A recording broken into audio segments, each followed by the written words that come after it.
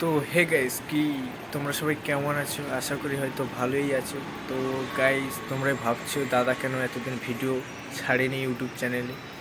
তো আমি একটা কোম্পানির কাজে ঢুকে গেছি।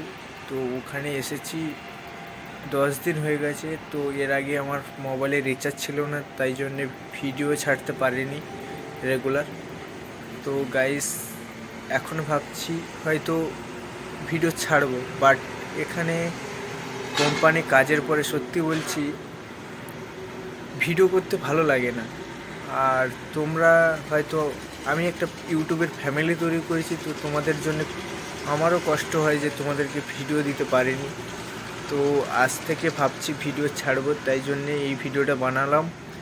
তো গাইস, তোমরা আমাকে সাপোর্ট করো। তো আমি বাড়িতে একা, তোমাদের তো বলা হয়নি যে আমি যখন 15 বছর বয়স ছিল আমার, তখন আমার বাবা হার্ট অ্যাটাকে মারা যায়। তো তখন আমি খুব দুঃখ পেয়েছিলাম, বাট ভীষণ কেঁদেছি। তো এখনও পাই বাবার মানে কষ্টে, তো তোমাদের কাছে বলতে খুব কষ্ট লাগছে। তো তবুও তোমাদের কাছে শেয়ার করলাম, কারণ তোমরা হচ্ছে আমার ফ্যামিলি। তো আমি সবার কাছে খুলে বলতে পারি না, তোমরা যেহেতু আমার একটা ফ্যামিলি হয়ে গেছো, তো ফ্যামিলির মতো তোমাদের কাছে শেয়ার করলাম।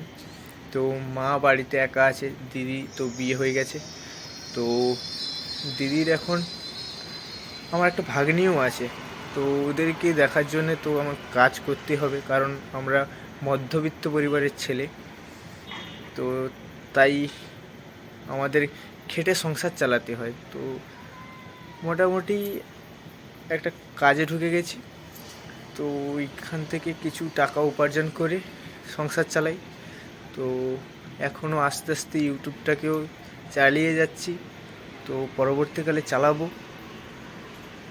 তো তোমরা এইভাবে সাপোর্ট করতে থাকো আমাকে। তো আজকের বেশি কিছু বলছি না। তো দেখতে পাচ্ছ এই পিছনে যে এটা আমার রুম।